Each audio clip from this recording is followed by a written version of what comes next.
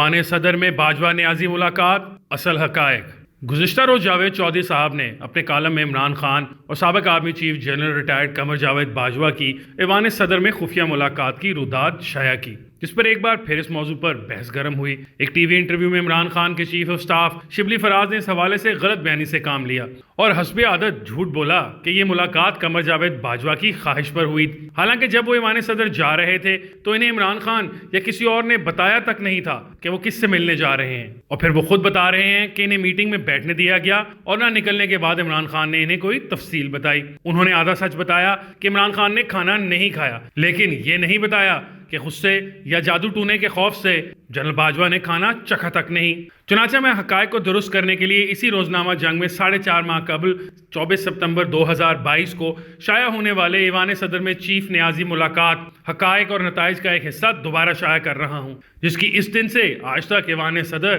شبلی فراز یا کسی اور نے ایک حرف کی بھی تردید نہیں کی۔ وجہ یہ تھی کہ اس وقت وہ آرمی چیف تھے اور یہ لوگ دن کو بیان دے کر رات کو انہیں منانے کے لیے منت ترلا شروع کرتے، اور اب وہ ریٹائر ہو گئے ہیں تو یہ سب سینہ تان کر ان کے خلاف بول رہے ہیں۔ جنرل باجوہ نے اصل جرم اور اپنے حلف کی خلاف ورزی کا ارتکاب 2018 میں کیا، جب پولیٹیکل مینجمنٹ، عدلیہ اور میڈیا کے ہاتھ مروڑنے اور پھر الیکشن والے دن پولنگ ایجنٹوں کو نکالنے کے نام پر الیکشن میں دھاندلی کروا کے جعلی اسمبلی اور جعلی وزیر اعظم کو قوم کے سر پر مسلط کیا۔ ان کا اصل جرم یہ ہے اور تنقید اس پر ہونی چاہیے، لیکن پی ٹی آئی اپنے پروپیگنڈے کے ذریعے اسے قوم کے ذہنوں سے محو کر کے یہ تاثر دے رہی ہے کہ جنرل باجوہ نے اصل جرم کا ارتکاب 2022 میں کیا، یعنی جو ان کا جرم تھا، اور خلوتوں میں اب تسلیم بھی کرتے ہیں کہ ان سے یہ غلطی سرزد ہوئی، اسے ان کا کریڈٹ بنا دیا، اور جب انہوں نے جرم سے تائب ہو کر تلافی کیے بغیر مزید آئین کی خلاف ورزی نہ کرنے کا فیصلہ کیا تو اسے ان کا جرم بنا دیا گیا اور انہیں طرح طرح کے القابات سے پکارا۔ حالانکہ ان القابات سے انہیں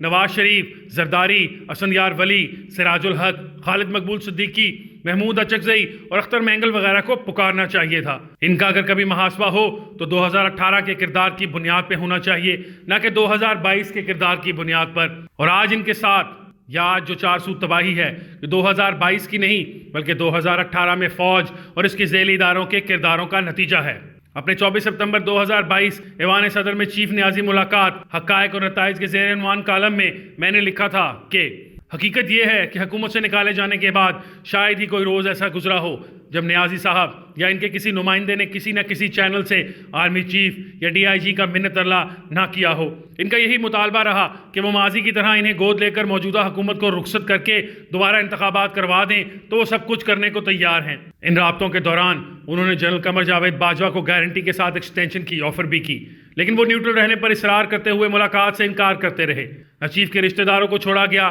نہ سابق فوجی افسران کو، اور نہ ان کے ذاتی دوستوں کو۔ نوبت یہاں تک آئی کہ افغانستان کے لیے امریکہ کے سابق نمائندے زلمے خلیل زاد سے بھی آرمی چیف کو درخواستیں کروائی گئیں کہ وہ عمران نیازی سے ایک ملاقات کر لیں۔ واضح رہے کہ امریکی نیو کانز کے رکن زلمے خلیل زاد حکومت کی تبدیلی کے 1 ماہ بعد پاکستان آئے تھے اور نیازی صاحب سے خفیہ اور طویل ملاقات کی تھی۔ علاوہ ازیں پنجاب کے وزیر اعلیٰ چودھری پرویز الہی بھی دن رات منت ترلے میں لگے رہے، جبکہ عارف الوی بھی ہمہ وقت اسی کام میں لگے رہے، لیکن آرمی چیف پھر بھی ملنے کو تیار نہیں تھے۔ نوبت یہاں تک آئی کہ ایک دن اچانک عارف الوی آرمی چیف کے گھر جا پہنچے اور کافی دیر تک منت ترلا کر کے انہیں اپنے گھر یعنی ایوان صدر میں اپنے لیڈر عمران خان نیازی سے ملاقات پر آمادہ کیا۔ چنانچہ نیازی صاحب سے شدید مایوس اور دکھی جنرل قمر جاوید باجوہ وزیر اعظم شہباز شریف کو مطلع کر کے اس ملاقات کے لیے ایوان صدر گئے۔ حزب عادت عمران نیازی نے ان سے درخواست کی کہ وہ ایم کیو ایم اور باپ پارٹی کو الگ کروا کے موجودہ حکومت ختم کر دیں اور فوری انتخابات کروا دیں۔ جواب میں انہیں بتایا گیا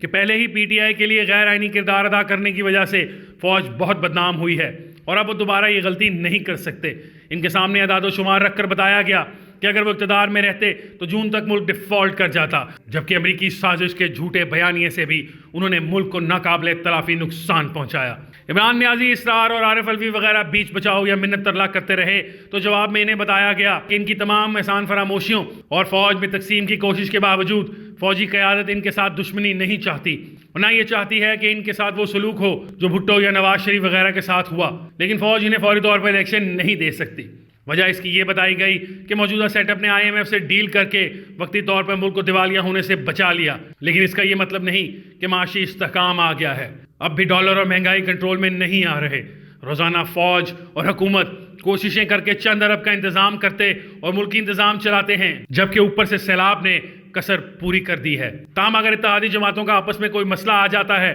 اور حکومت خود ٹوٹ جاتی ہے، یا پھر اگر معاشی استحکام کے بعد متفقہ طور پر سیاسی جماعتیں قبل از وقت انتخابات کراتی ہیں، تو فوج نہ رکاوٹ بنے گی اور نہ مداخلت کرے گی۔ اس پر آج میں صرف اتنا کہنا چاہوں گا کہ خفیہ ملاقاتیں کی ہیں تو قائم بھی رہو اس پر عمران، آدمی کو صاحب کردار ہونا چاہیے۔